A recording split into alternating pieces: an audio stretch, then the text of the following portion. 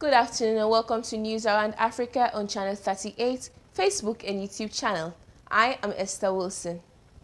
The United Nations Rights Chief voiced concern on Wednesday at reports of arrest and detentions of opposition members in Zambia before and after last week's election, which handed President Hakainde Hichilema a second term.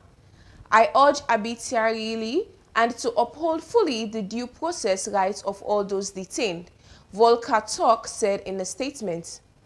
The country's Electoral Commission said on Tuesday that Hichilema took around 60% of the votes in the August 13 general elections, similar to his score at the 2021 polls when he won his first five-year term. His closest challenger was leader of the main opposition, NRPUP party, and former government minister Brian Mundibile, who scored around 38%. While Thursday's vote was largely peaceful, the opposition campaign concerns echoed by international election observers, including the European Union. And the NRPUP told AFP that Mundibile was in a secure location under the protection of an international human rights body due to threats made against him. Police were still holding several figures from the main opposition alliance arrested last week on rejected allegations of involvement in militia or insurgent activity.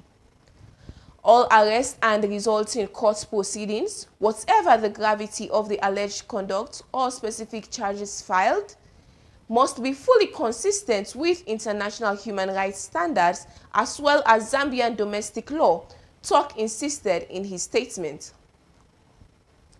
The latest data published by the Democratic Republic of Congo government on Wednesday shows that the number of Ebola cases has exceeded 5,000, including 2,378 deaths. Responders are warning the deadly hemorrhagic virus is spreading at an unprecedented speed, outpacing efforts to slow it down in the remote eastern part of the country. Starting from the first official confirmed case in mid-May, the current outbreak has spread about 3 times faster than the deadliest on record. On Tuesday, the World Health Organization said it remained a global health emergency with a high risk of spreading to more countries in the region. WHO Director General Tedros Adhanom Ghebreyesus said at a meeting of experts that the epidemic is far from being under control. A response to the outbreak in the 6 eastern provinces has been complicated by an ongoing armed conflict, mass displacement, and weakened healthcare services. Acute shortages and delays in funding reaching the ground has left overworked health staff unpaid for months, triggering crippling strikes and walkouts on the front line. Therese Aniya, a nurse working in Ituri's capital Bunia, said she is exhausted by the work demands and poor working conditions.